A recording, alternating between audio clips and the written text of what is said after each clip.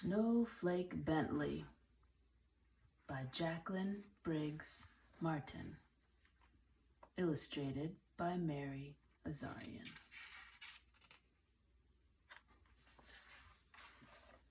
In the days when farmers worked with ox and sled and cut the dark with lantern light, there lived a boy who loved snow more than anything else in the world. Wilson Bentley was born February 9th, 1865 on a farm in Jericho, Vermont, between Lake Champlain and Mount Mansfield, in the heart of the snow belt, where the annual snowfall is about 120 inches. Willie Bentley's happiest days were snowstorm days. He watched snowflakes fall on his mittens, on the dried grass of Vermont farm fields, on the dark metal handle of the barn door.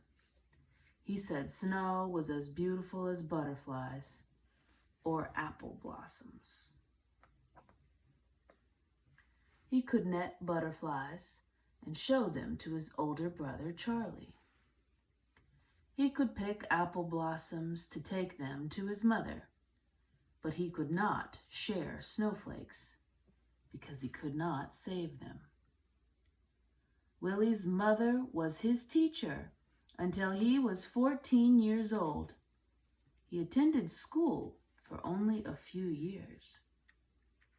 She had a set of encyclopedias, Willie said. I read them all.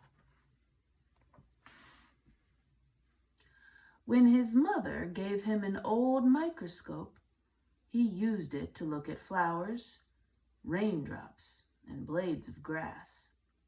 Best of all, he used it to look at snow. While other children built forts and pelted snowballs at roosting crows, Willie was catching single snowflakes. Day after stormy day, he studied the ice crystals. From his boyhood on, he studied all forms of moisture. He kept a record of the weather and did many experiments with raindrops.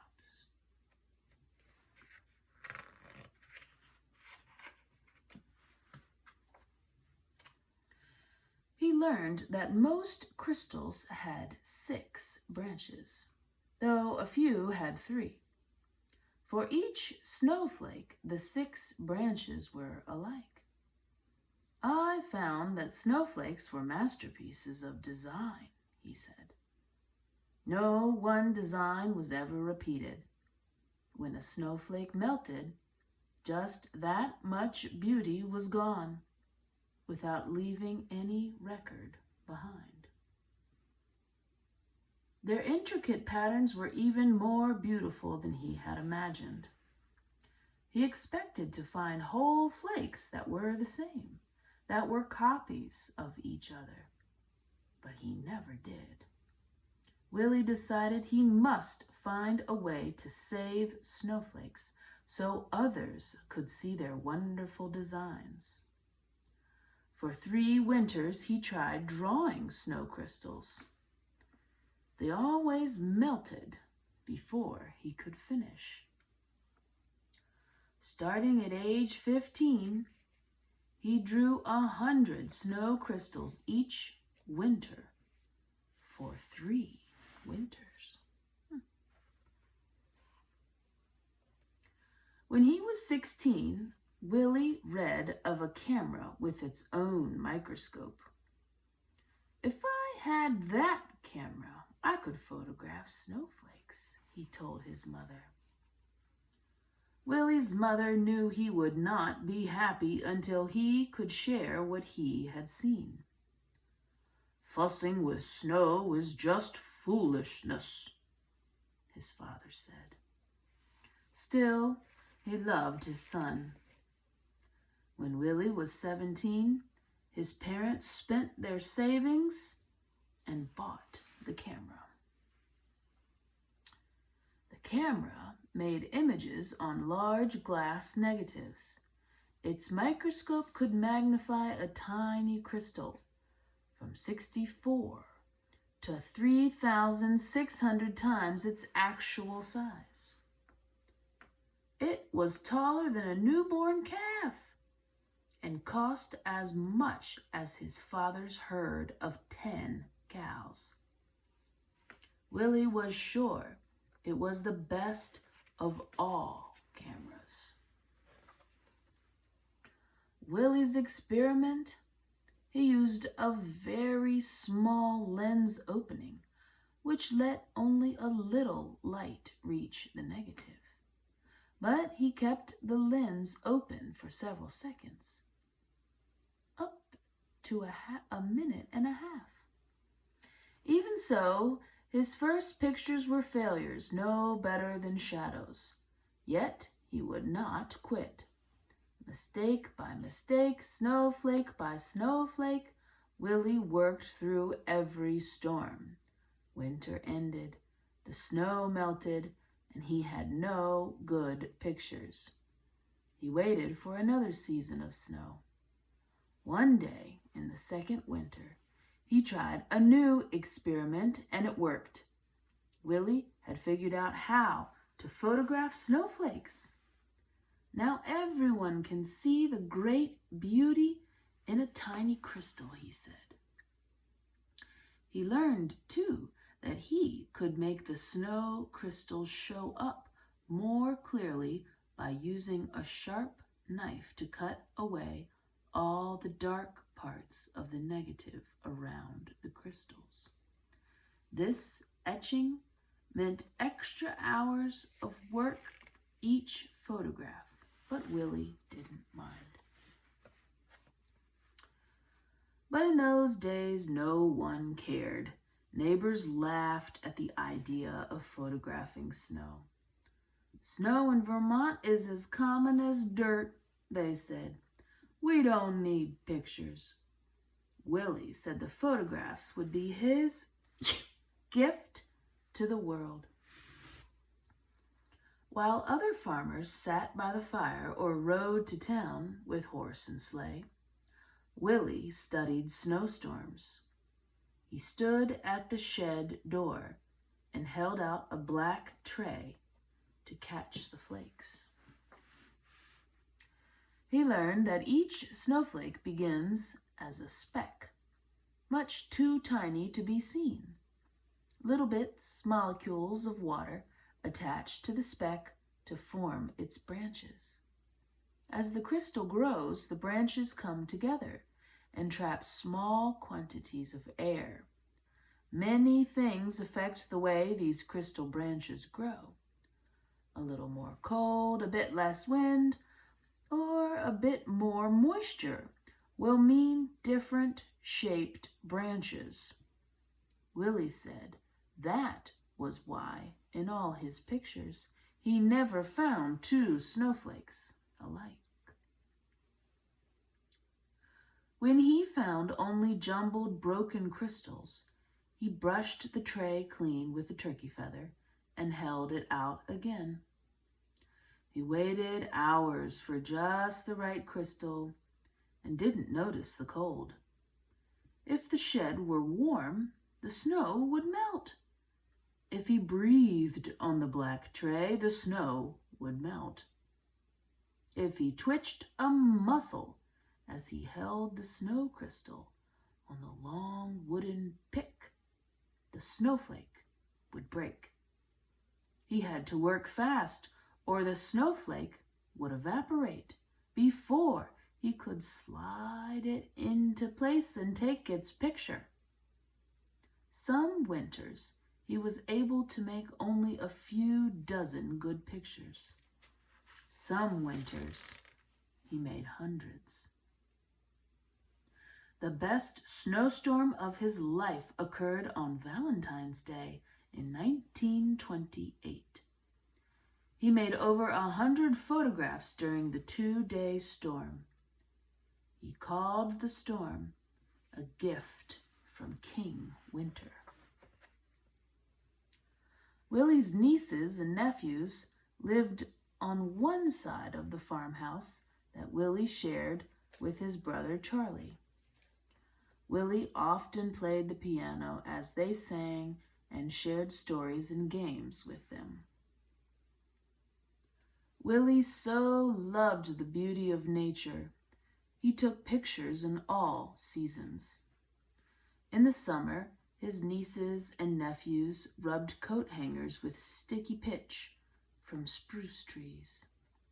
Then Willie could use them to pick up spider webs, jeweled with water drops, and take their pictures. On fall nights, he would gently tie a grasshopper to a flower so he could find it in the morning and photograph the dew-covered insect. But his snow crystal pictures were always his favorites. He gave copies away or sold them for a few cents. He made special pictures as gifts for birthdays. He held evening slide shows on the lawns of his friends. Children and adults sat on the grass and watched while Willie projected his slides onto a sheet hung over a clothesline. Many colleges and universities bought lantern slide copies of his photographs and added to their collections each year. Artists and designers used the photographs to inspire their own work. Even today, those who want to learn about snow crystals begin with Wilson Bentley's book, Snow Crystals. He wrote about snow and published his pictures in magazines. He gave speeches about snow to faraway scholars and neighborhood sky watchers. "You are doing great work," said a professor from Wisconsin. The little farmer came to be known as the world's expert on snow, the Snowflake Man. But he never grew rich. He spent every penny on his pictures. Willie said there were treasures in snow.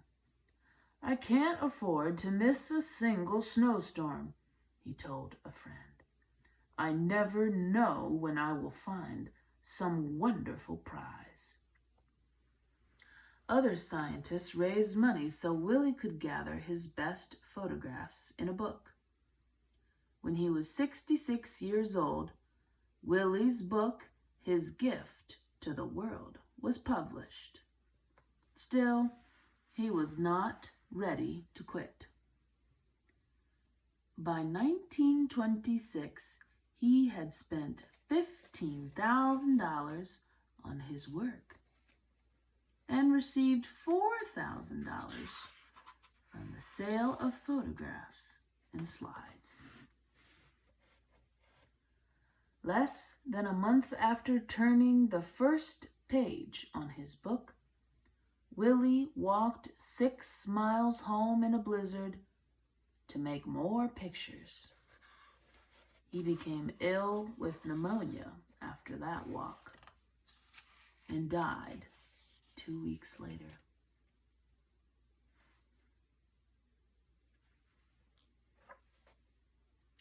The plaque on the monument says, "Snowflake Bentley, Jericho's world-famous snowflake authority." For 50 years, Wilson A. Bentley, a simple farmer, developed his technique of microphotography to reveal to the world the grandeur and mystery of the snowflake, its universal hexagonal shape, and its infinite number of lovely designs. A monument was built for Willie in the center of town. The girls and boys who had been his neighbors grew up and told their sons and daughters the story of the man who loved snow.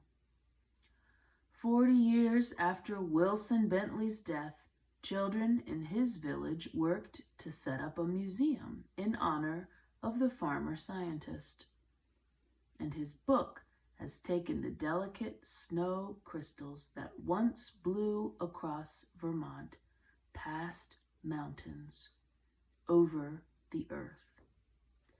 Neighbors and strangers have come to know of the icy wonders that land on their own mittens, thanks to Snowflake Bentley.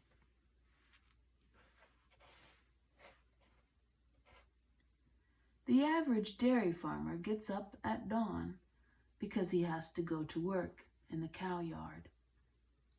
I get up at dawn too, but it is because I want to find some leaf hung with dew, or a spider web, which the dew has made into the most delicate ropes of pearls. I take my camera with me, get down on my knees in the wet grass, and photograph these exquisite bits of nature. Because I do this, I can show these lovely things to people who would never have seen them without my help. They will get their daily quart of milk all right. Other farmers will attend to that.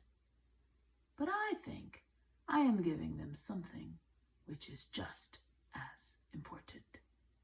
W.A. Bentley. The end. Thank you for listening. Good night.